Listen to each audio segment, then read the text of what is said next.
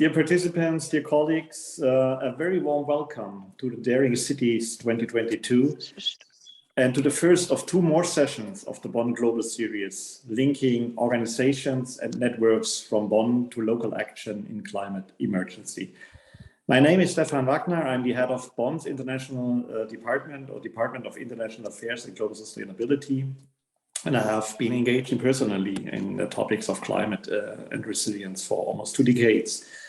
Our theme today is resilience, with a special focus on the Making Resilience 2030 initiative, launched by UNDRR in 2020 at this very conference here.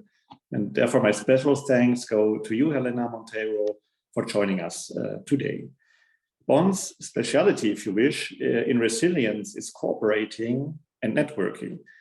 This session shall showcase this quality, starting with our very own Bonn network on international civil protection and disaster management, bringing together the United Nations in Bonn with local key players, academia with practice. My colleague from the United Nations University surely explore further on this, I guess. The MCR 2030 initiative is all about these qualities. So we are very pleased to have the network along with UNDRR and ICLEI as partners in this session. And we are happy to feature 2 cities with exemplary resilience actions today.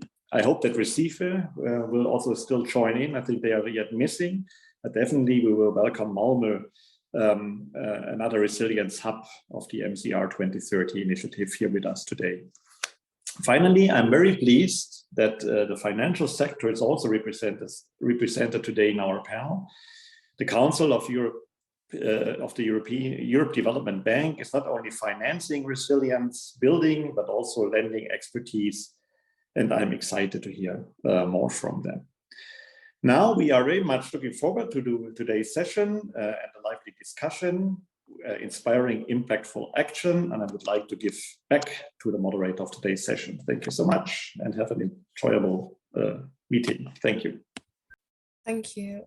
Thanks a lot, Stefan Wagner, the head of the Department of International Affairs and Global Sustainability at the City of Bonn. Thanks a lot for your welcoming remarks, and it's really great to have you with these key welcoming remarks this afternoon. I will start with very briefly introducing myself. My name is Nuha Eltinay.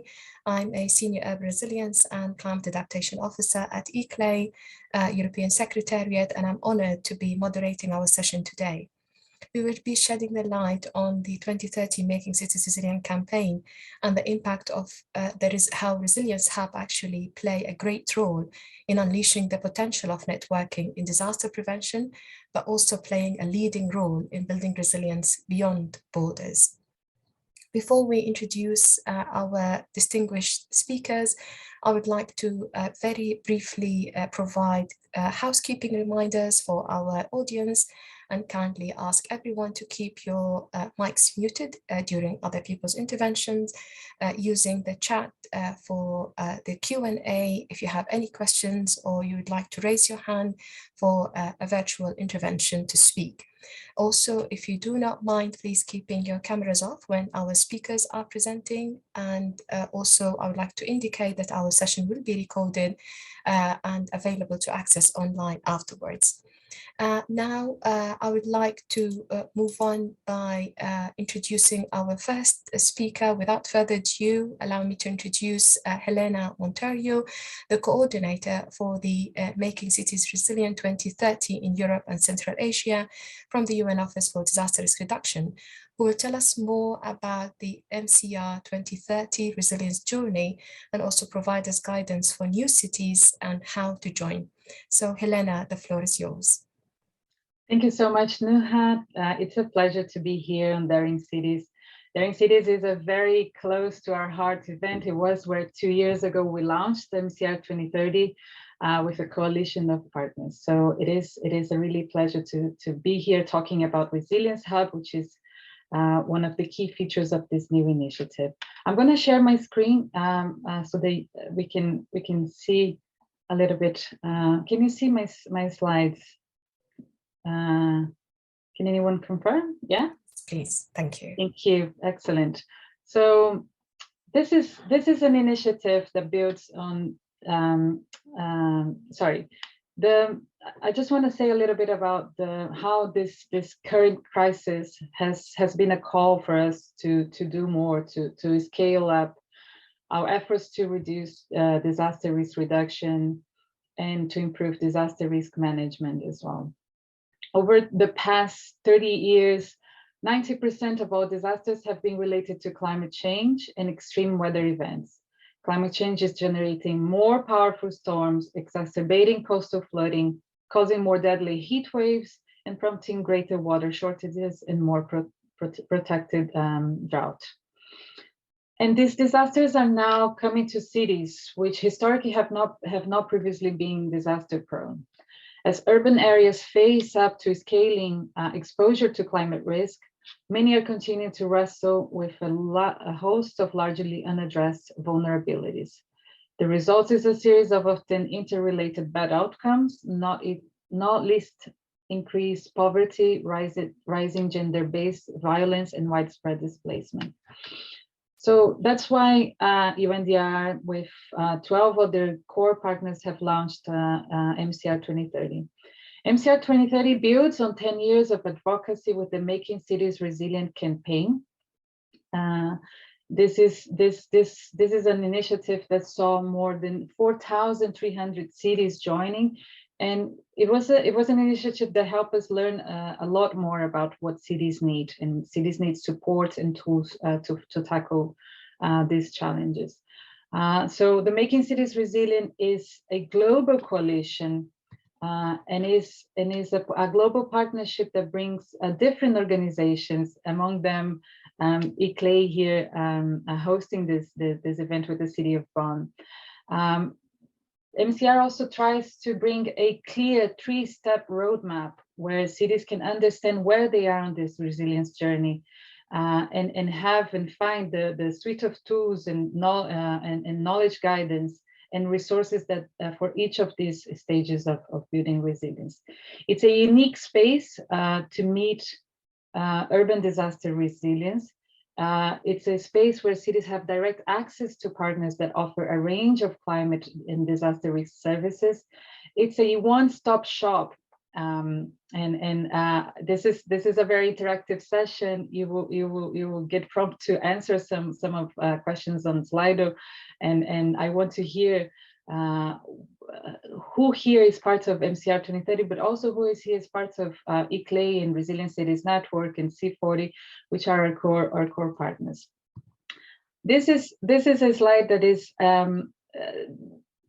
MCR 2030 is a global initiative, but we implement it at the regional level. And at the regional level, we have our partners from the Regional Coordinating Committee, and here are all the organizations that is part of this governance body.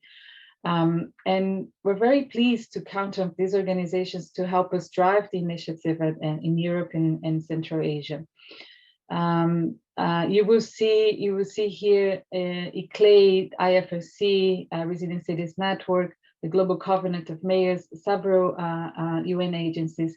And the idea is exactly to have a convening space where a city would go to one initiative and find the resources and find the tools that all of these partners are offering. How do a city progress on this resilience roadmap, and what we expect and what we're trying to help them do with this initiative? One is to take a city that is starting to deal with resilience to understand what is risk, conduct an orientation with peers, with their communities, raise awareness on risk. Then is to develop a resilience strategy with the whole of the society with a very integrated approach. And then we're trying to, for stage C cities, to implement this strategy. So bringing tools of project preparation facility and climate and resilience finance. One key element, and something that we're going to discuss today, is the peer learning. One of the things that we've learned on 10 years of the campaign was that cities are their best teachers, and they want to work with each other. They want to be able to call another resilience practitioner and understand how they're dealing with different problems. So we created the idea of the resilience hubs, and I am so happy to see Magnus from Malmo here to share their experience as a resilience hub in Europe, because these are trusted partners for every city within MCR 2030, that they can learn, they can share, they become mentors in this process to other cities that are starting on this journey. Speaking of twinning, we also, I just want to very quickly touch on some of the services, some of the tools that a city will encounter once they join MCR 2030. One of them is the resiliency scorecard for a risk assessment. This is a tool that you can make as an exercise within the municipality to understand your risks, but it's also a very strong stakeholder engagement tool that helps cities to convene the right people into a conversation about what needs to be done in the city. And it's a great way to start a strategy development process. So for all of the cities joining us today, I would like to make an invitation to have a look at our website, see how this organization can benefit your city, but also contact all of our hubs. We have, at least in Europe, we have Barcelona, Helsingborg, Malmo, Matosinhos, Greater Manchester, Milan, the province of Potenza, Wrocław recently joined as a hub as well. These are all cities committed to sharing their experience, to sharing their learnings. So I just leave you with this invitation, and thank you so much for allowing me to join your session. I am looking forward for the discussion. Thank you, Nuha. Back to you. Thank you. Thanks a lot, Helena, for your excellent presentation. It was really interesting to learn about the key lessons learned from the past 10 years, but also how, the 3-stage roadmap can support cities, and even interestingly, how the uniqueness of the challenges and opportunities between the different cities can open opportunities for sharing lessons and peer learning. And as we are going to also see from one of our resilience hub from the city of Malmo, how that can really support the partnerships for disaster risk reduction. And also, we'd be glad to learn more about our audience and the types of the different services that the cities can seek through that participation in the MRC 2030. So I would like to encourage everyone to participate in the online poll. We already shared the link in our chat, and you also have the Slido, and we're already receiving responses on the first question, which is your city a signatory or a member of the Making Cities Resilient 2030 initiative? And it is wonderful to see that at least 75% of our participants are coming from cities who are, 25% from our participants are coming from cities who are signatory. We would love maybe to hear from and the number is increasing, so that's good. Maybe we can give it another less than a minute or so to see if that number can go up a little bit.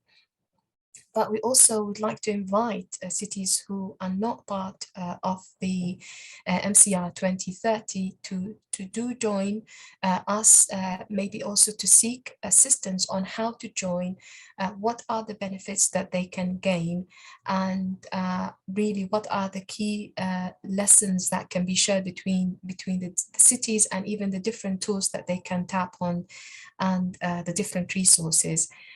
So maybe coming into this results of a 42%, I think is quite promising. We're moving to our second question, which is, as part of the MCR 2030 and the city-to-city support networks, the different services that are being provided on knowledge sharing and capacity building and even technical assistance, which type of services do you think your city would like to maybe tap into or access and benefit from?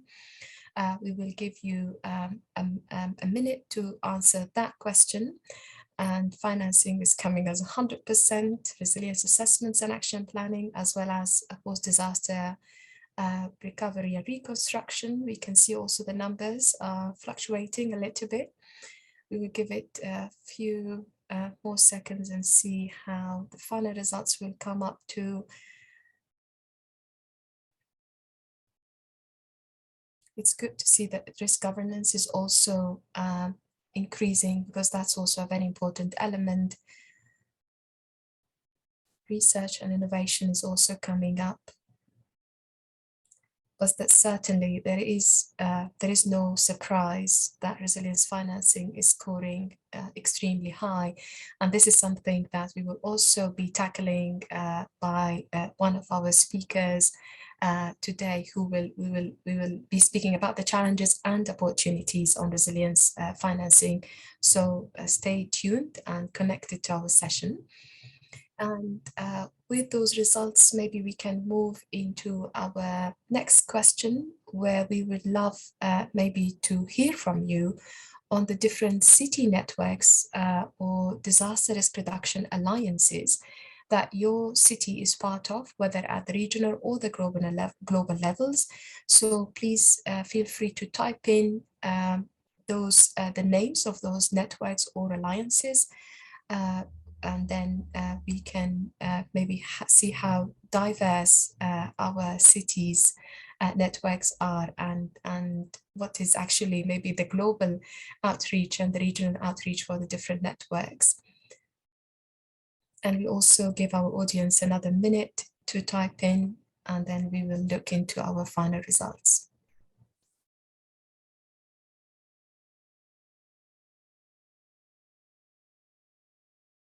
It's great to see that we're having more city networks showing up on our screen. We would like also to see more and more, as we also believe that partnerships goes beyond city networks to link between them.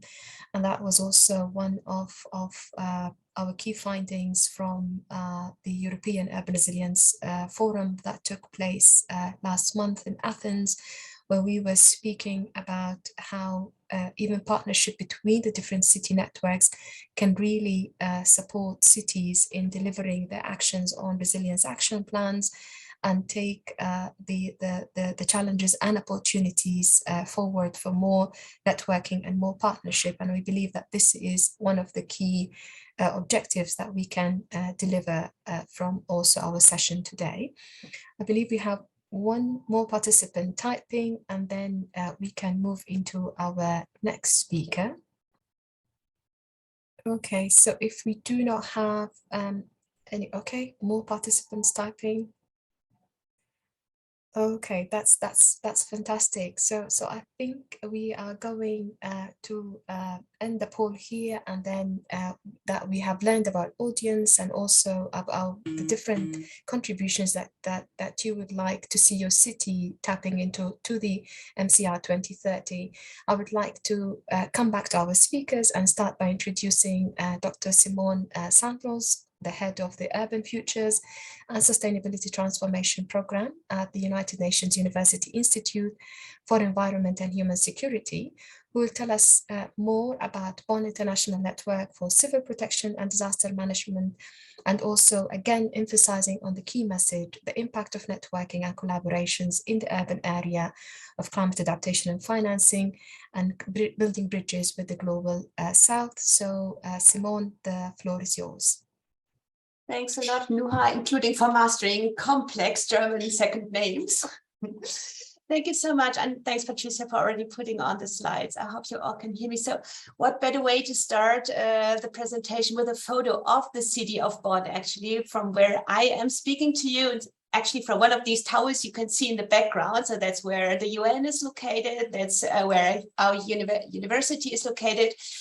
And I'm speaking also to you as a representative of the Bonn International Network for Civil Protection and Disaster Management. And now, why is Bonn such an excellent and maybe even obvious choice for becoming part of the MCR 2030 initiative, or MCR 2030 plan? Why does Bonn become a resilience hub? First of all, because it does have a lot of organizations that are working on the topic, that are working on civil protection and disaster management, that are working on climate change, which is also increasingly having impacts on the city of Bonn. And these organizations do not only comprise UN organizations, of course, we are part of it and we are proud of it, but also other research and policy organizations, just as, for example, the German civil defense authorities, which are based in Bonn, and with whom we are, for instance, cooperating in the field of resilience building, namely in the field of critical infrastructures. And unfortunately, so to say, Bonn is also a choice for another reason. It's unfortunately located next to the biggest disaster the German had faced within the past years. And Patricia, if you could go to the next slide. So in the last year, in 2021, many of you might know that heavy rainfalls caused massive flood events, which led to overall more than 180 fatalities. And Bonn was lucky enough not to be impacted that much, but more or less by coincidence, because the most heavy rainfalls occurred just a few kilometers away.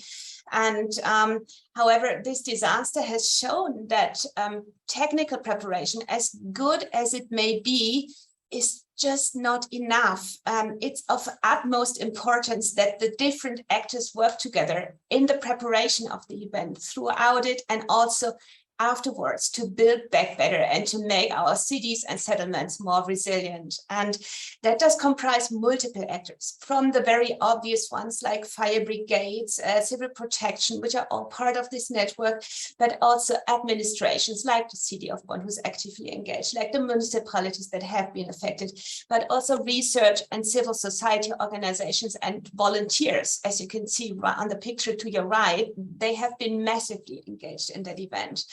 So Bonn also is one of the cities with its multiple research organizations that is looking into this, and that is now researching on this event and other events in Germany and beyond to inform future resilience building and to inform making our cities more resilient in Germany, but also beyond. And if you could move to the next slide, the question is now, how do we actually do this? And in the end, it is about building coalitions and networks. As easy as it may sound, it is not, because what we need to do is really to act jointly. And that sounds very often easier than done. So we're doing that in Bonn, where civil society organizations push climate action, but it's also being researched in other cities. And the photo to your right is actually from the city of Recife, where hopefully we might still have a speaker, but you see how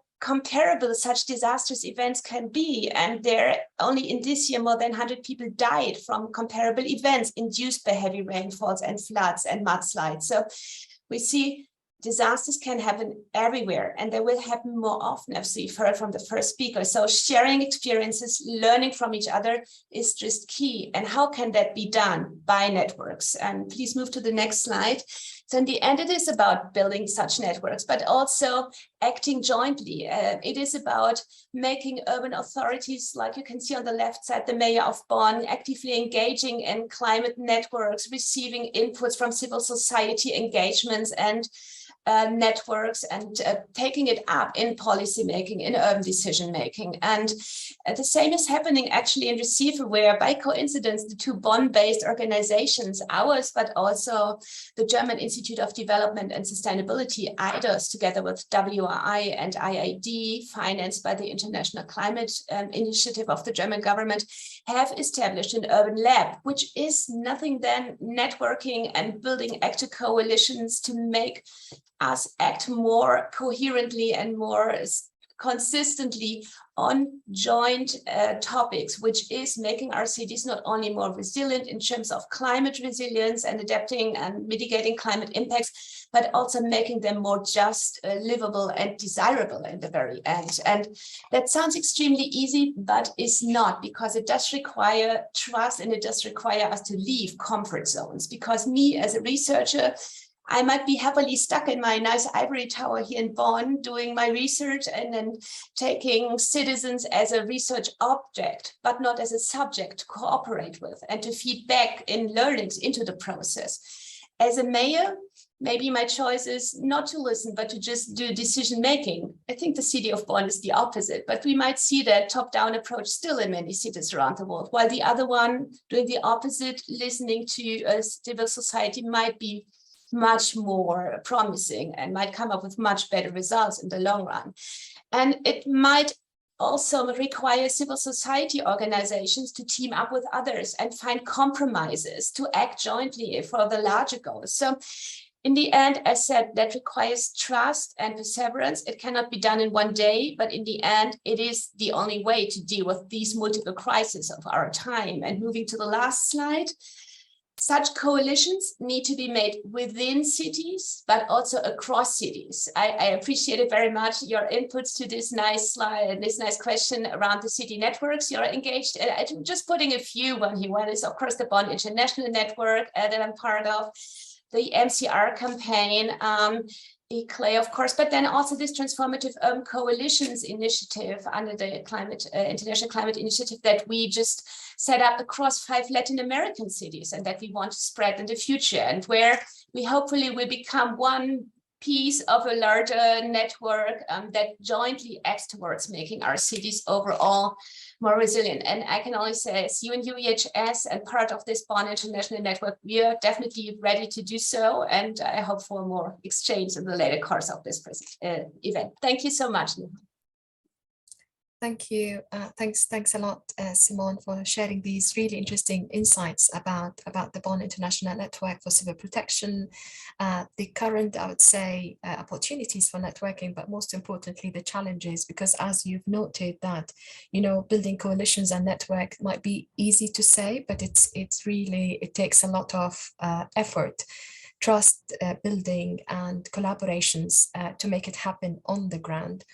And it's also, we are really excited to see how this is going to be translated and having Bonn very soon becoming one of the MCR 2030 resilience hubs. And interestingly, also the coincidence that the UNDRR launching of the MCR campaign did take place in the Daring Cities 2020. So now we're coming back into the Daring Cities, and hopefully that's where the launching will take place sometime very soon. So thanks a lot, Simone. We definitely going to leave any questions for the Q&A session, and we might from here move to hear from our key resilience hubs, and just a very quick also overview and follow up on Helena's presentations and Simone, and also for our audience. When we speak about resilience hub, I just want to indicate that resilience hub are actually cities who are recognized for their commitment to building local resilience, as well as their track record in policy making, advocacy in disaster and climate risk beyond borders. And that I would say support that they provide is actually at the regional and the international level. So we are really glad here to have the city of Malmö from Sweden as a great exemplary, who demonstrated leadership beyond being recognized as Sweden's most environmentally friendly city in 2021, and also co-developing strategies for supporting other local governments in their resilience journey. And to learn more about Malmö, please join me in welcoming Magnus Covent, who is the Senior Strategist in Resilience and Climate Adaptation at the Environmental Administration for the City of Malmö. And Magnus, the floor is yours. Thank you. Yes, I'm currently working for Malmö and has been doing so since February, and my focus area has been to do the application to become a resilience hub, but also to implement the commitment that Malmö has signed for as a resilience hub. I'm quite new in the Malmö administration. However, I've been working together with the city of Malmö for many years, and I started working with Resilience 2010 when we were establishing Resilient Regions Association with the headquarters here in the city of Malmö. Malmö is kind of recently appointed as a hub. We still think it's quite new. It was done in the end of April, beginning of May that week at the ICLAY World Congress.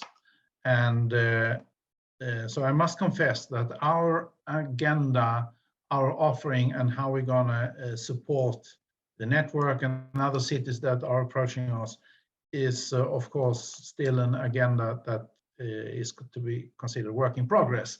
And that I think it will be for the whole purpose or for the whole period when Malmö is a resilience hub, whether we stay on to the end of 2030 as well. That said, we are still doing a couple of things. Our main focus, or our kind of profile, was said to be focusing on nature-based solutions, which Malmö has a long experience on, and also to support cities in the Baltic Sea region and states in this area, which I think we have possibilities to reach out where we are and with our engagement in Union Baltic Sea cities, etc., and also the network with the specific cities in the area. When we're working on nature-based solutions, as we have done for a long time, there has been a collaboration with organizations outside the city of Malmö. And in many cases, we have been, of course, collaborating with our utility companies here in our region, where Malmö is either co-owner of or actually also a full owner of some of them. And that makes it, of course, very so much more easy to have an influence on those utility works. So, for example, when Malmö is working with VR Syd, which is the utility company for water and sewage systems, we have been working with many projects, and we have also influenced the organization to make a big effort on making room for water in the city, which is an initiative that VR Syd is now responsible for and are driving as an organization, working directly with households and what we call it, real estate owners in Malmö, to help them to organize and also to kind of maintain and renovate their systems to increase the pressure of the sewage system by actually being involved on how to disconnect the roof pipes from the sewage system, etc., and make room for water in other ways, in gardens and in parks and institutions like that. So by connecting with them, we kind of inspire, we can sometimes invest and use money to kind of launch off and kick off work that is carried out by others. When it comes to green roof, which is another part of this idea of creating a sponge city, we have established a Green Roof Institute in Malmö that is doing a lot of development work on how to maintain and how to develop a different kind of green roof to gain benefits for the owner of the roof, but also for the city as a whole. We have a cluster called Sustainable Business Hub. Malmö is a member and driving different projects together with them in the local area. We have Resilient Regions Association and several more. So a lot of Malmö's work is actually connecting our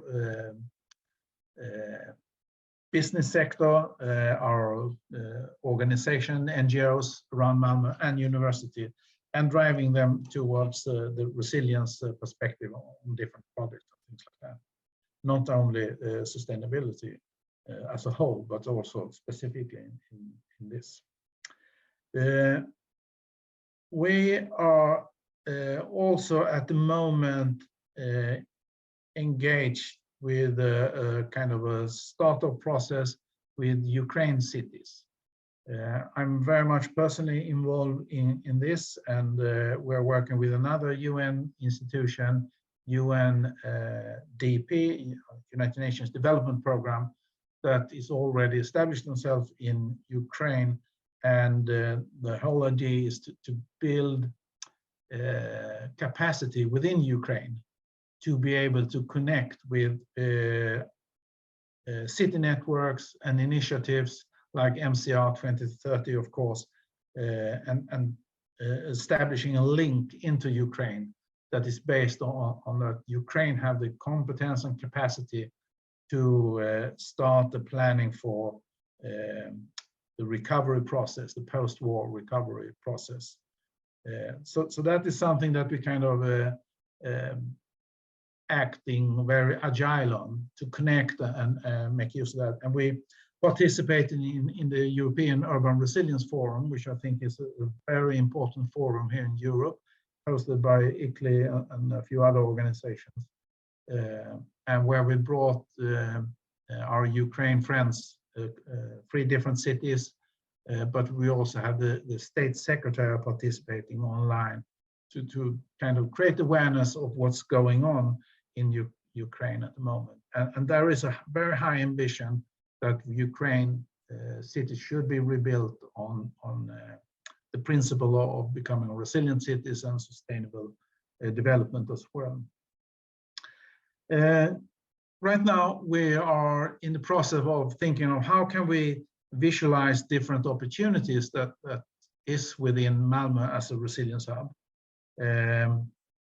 How can we support others? How can we make what is happening in Malmö available to others? And I think this is where the MCR 2030 platform is a great tool to both showcase good examples, but also to invite others to participate either online or having them coming to Malmö. It's about workshop, conferences, forums. It's about peer review, meetups, etc. Yeah, thank you. Most of all, I'm just going to finalize with one word. What we are super focusing on right now is to create some kind of togetherness perspective on our work. We are very interested in creating this togetherness attitude, working on future challenges or challenges that are ahead. And we are very much like to create partnerships, consortium, and peer-to-peer activities with other cities. We are very much welcoming that. Thank you. Thank you.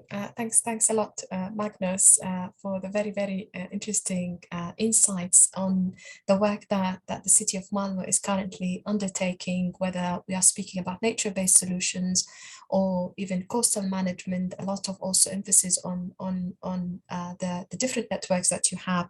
And also, I believe the togetherness perspective really reflects the great effort that you are currently building on with the support for the Ukrainian cities that we have seen at the European Urban Resilience Forum, and definitely welcoming to take that forward. So many thanks for these very interesting insights.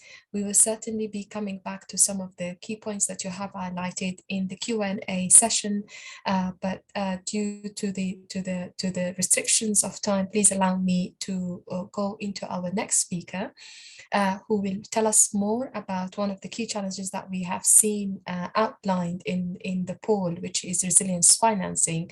And we are really glad to have with us Elisa Husseini, who is the Senior Technical Advisor from the Urban and Regional Development Council of Europe Development Bank, who will tell us more about three very essential and key questions. The first one is how cities can mobilize finance to scale up initiatives. And then the second question is, how can financing for resilience actually address the needs for the most vulnerable? Because as we know, it's not always the fact that if we have the money, then it's leveraged into the right, let's say, channels that it needs to be financed into. And then most importantly, how can we really ensure that small and medium-sized cities are also having equal access to financing? So Elisa, the floor is yours. Thank you, Nuan. So I'm going to start by saying that, well, there is growing awareness that there is a need to strengthen resilience in cities. We know that resilience is key for disaster prevention, but there are still many challenges related to financing resilience, as Noah has mentioned. So how can we scale up initiatives that work? How can finance for resilience address the needs of the most vulnerable? And how can small and medium-sized cities access finance for resilience? So I will offer 3 thoughts for consideration and discussion. The first one is that financing issues cannot be addressed in isolation.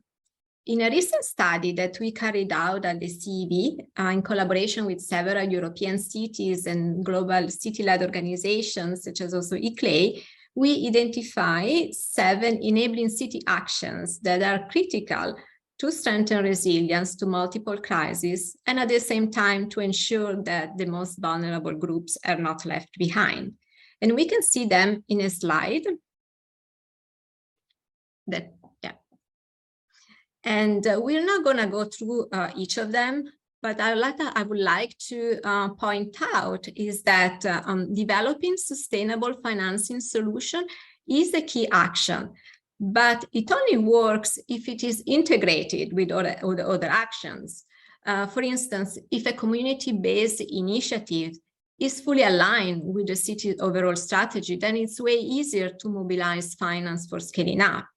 But we also know that strategies and plans need to be connecting to people. So participation is key. And this is also very important to reach out to the most vulnerable groups.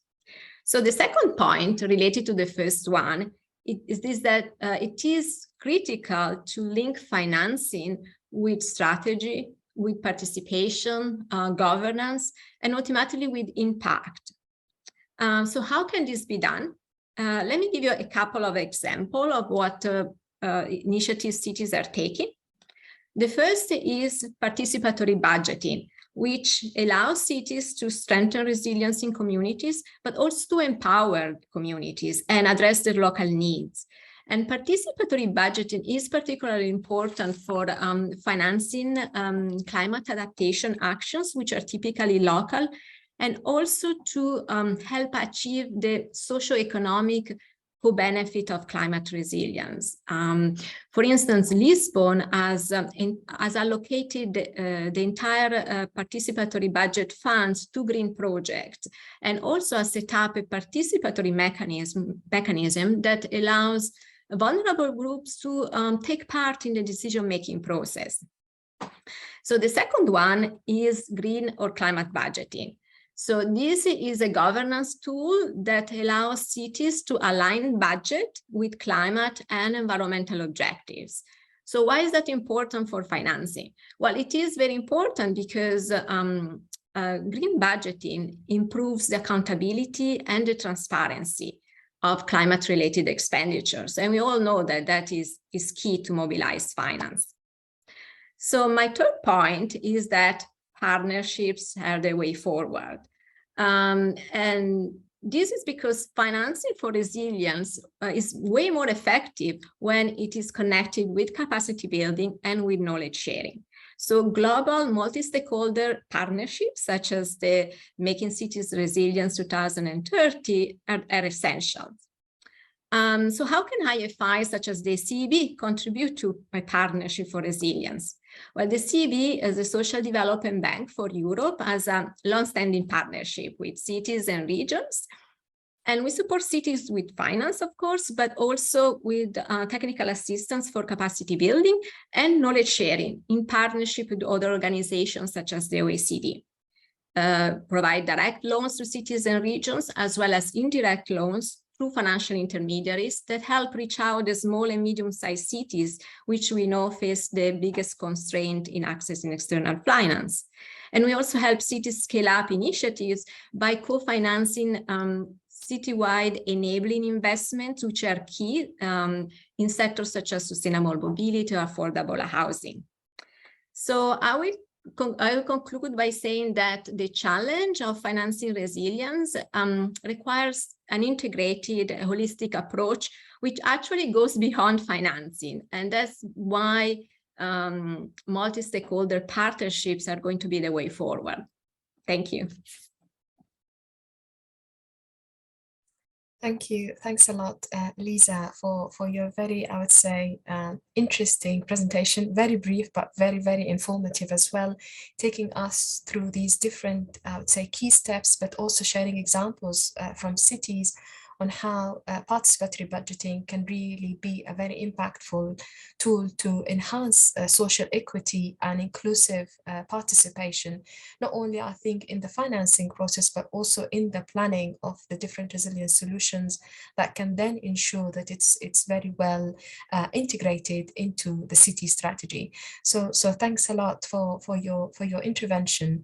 I would like to open the floor. I can see that we do not have that much of Q&A questions in the chat box, but I would certainly encourage our audience to share any questions or thoughts, even reflections that you have on the different interventions that we had from our speakers. And meanwhile that we will hopefully receive some questions on the chat. I would like just very quickly to go back to our speakers and maybe come up with maybe very last insights or thoughts before we go into the last part of our session and the concluding remarks from our ICLA Award Secretariat. And kindly ask all of our speakers one key question. What are the key challenges that you currently see when it comes into partnerships and collaborations? We know that each and every speaker have brought up insights into that from a different perspective. So if we are speaking about city networks, the MCR Camp 2030 might look into it from a different angle than if we are speaking about the UNU University or the city of Malmö as a resilience hub. How do they operate with these different NGOs and the universities that they have within the city? And also Elisa have also indicated that at some point, and how the resilience financing partnership can be the way forward. And I would like to first give the floor to Helena. I can see your hand raised, so please go ahead. Thank you, Nuha. I actually wanted just to make a comment on the city of Bonn and its leadership in climate action and resilience. The city of Bonn is planning to become a resilience hub, but is already acting on its commitment to gather other cities, to share knowledge, to create these opportunities that Malmö was, the Magnus was mentioning for knowledge sharing, for peer learning. So for us, we are looking forward to welcome the application of the city of Bonn as part of a resilience hub. This is a very active network of cities, and we look forward to keep working with the city on creating these other opportunities so that they can share their experience with cities all over the world. Thank you. So thank you. Thanks a lot, Helena, for flagging that. As we also know, you've mentioned about the different initiatives that are taking place in the city of Bonn, but we also would like to highlight that I would say that Bonn is more of a crossing of civilization when we look into the highlighting of Bonn as a daring cities, and a lot of initiatives on climate neutrality, looking into the Bonn for Future process, the climate plan 2025 going underway, and also the mobility transformation. All of these are actually really, I would say, interesting initiatives that when it comes together, it brings that holistic understanding of resilience. I would like to give the floor to our speakers to maybe address again the question on partnership, but also just to flag very briefly that we have a question that have came from the Daring Cities website, which is, are we considering traditional knowledge in building resilient cities? So that's also maybe one question that for our speakers to keep in mind, please. Do we have any preference? Who'd like to go ahead? Simone, Magnus, Elisa? Yes, please, Simone. I can start, trying to be very quick. I think that there are so many challenges, but I think one of the key challenges is not only to make people motivated, but also to maintain the motivation, because this fight against climate change and also other burning issues, we can't win that. We can't do that within a few years only. So we have to do it beyond legislation periods, beyond election periods of politicians, beyond short-term funding of researchers, and so on. So it's really a long-term thing. And maybe on the traditional knowledge, and Magnus had already highlighted the nature-based solutions. I think that's a wonderful example where we can also learn from what had been done before and what kind of nature-based approaches had been very valuable. And even those, we can't implement them and then let go. So it requires a constant and continued maintenance, motivation, and also funding. That's it. Thanks. Thank you, Simone. And I would like to give 1 minute to Magnus, maybe to follow up on the MBS, and also another minute for Elisa to give us her final reflections on that, and then we move on to our last speaker today, Nazmun. So please go ahead.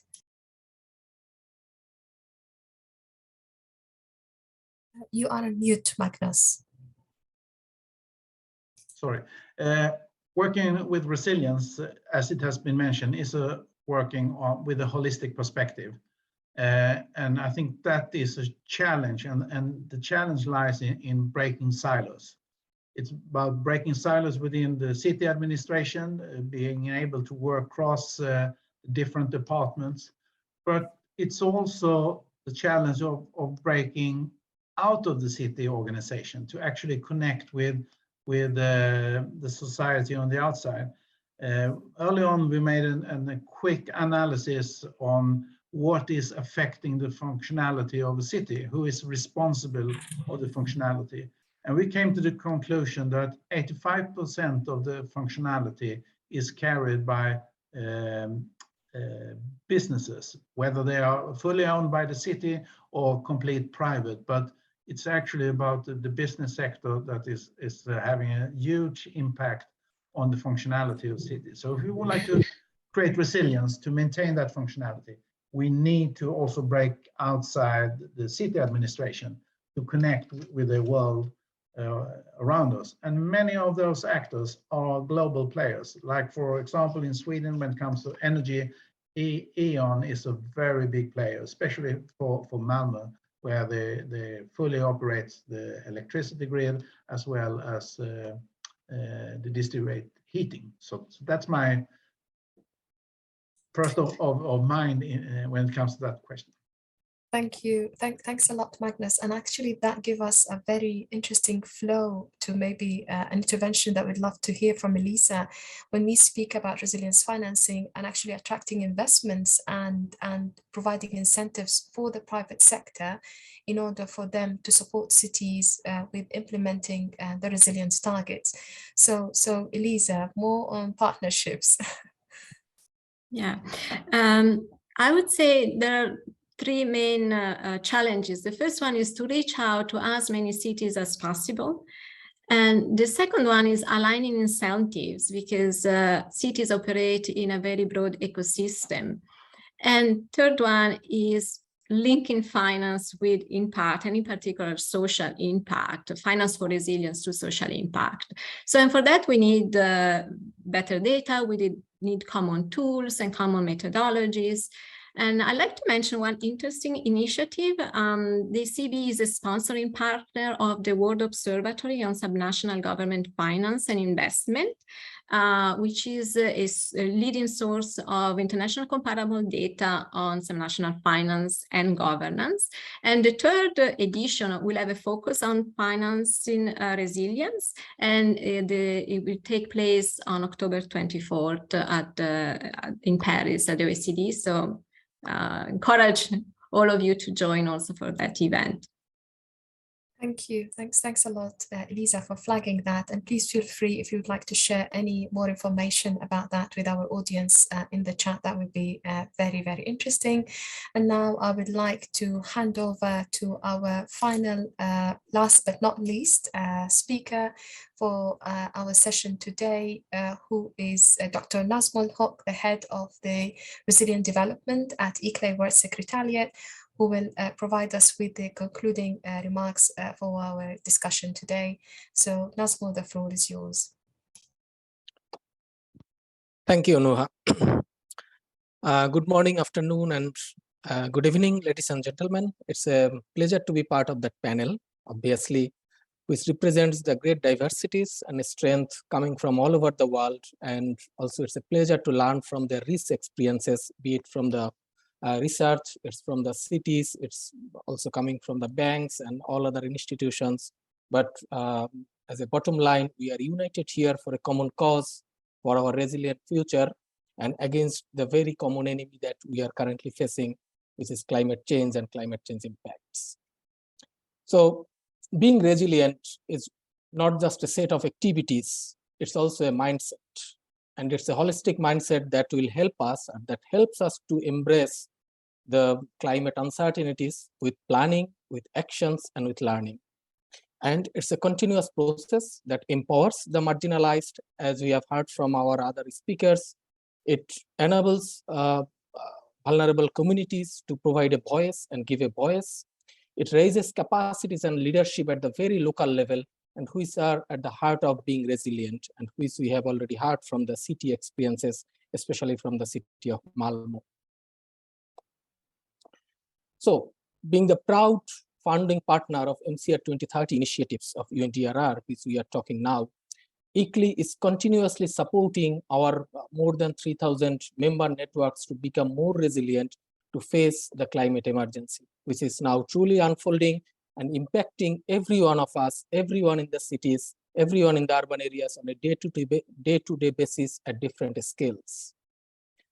So from our side, from ICLEI operations, that we are doing and have been doing, not in an isolated way, rather in a very collaborative and in a very participatory way, along with other member networks, other city networks, that we mainstream our operation, we mainstream the goal and objectives of making cities resilient, or MCR 2030 goals in our operation. We support cities to assess their risk, climate risk, their vulnerabilities, and their needs. We support them to develop their integrated climate action through our different projects, through our different activities and initiatives. We support them to develop capacities to implement the plan, and as well as access to finance through our different initiatives like TAP, Transformative Action Program, by which we support cities to develop bankable projects for financing and implementing those projects. And finally, we also support cities to improve their climate reporting and more and better transparent disclosure of their adaptation, resilience, and GHG emissions and portfolio. At the same time, what we do and what we continuously advocating with the cities, that bringing them and to encourage them to subscribe and take part in different other initiatives and campaigns. For example, cities Race to Resilience on Race to Resilience campaign, and where Making Cities Resilience campaign is also part of. So one of the major benefits that we are offering to the cities, being part of all different campaigns and initiatives, that those initiatives are allowing cities to commit and actions, as well as enables them to access wealth of knowledge resources to upscale their resilience activities, learn from the peers, and also share their own best practices with others to the similar geographic and ecosystem zones where their lessons might be very interesting and fruitful. So we are very happy that cities like Recife, Malmo, Makati, to name a few, are being recognized as resilience hubs, becoming the lighthouse of others to follow. More and more cities are expected to follow the suit, as we hope, and very soon we hope that the global maps will show lots of dotted resilient hubs where climate change is being fought with courage, information, education, local leadership, and participation.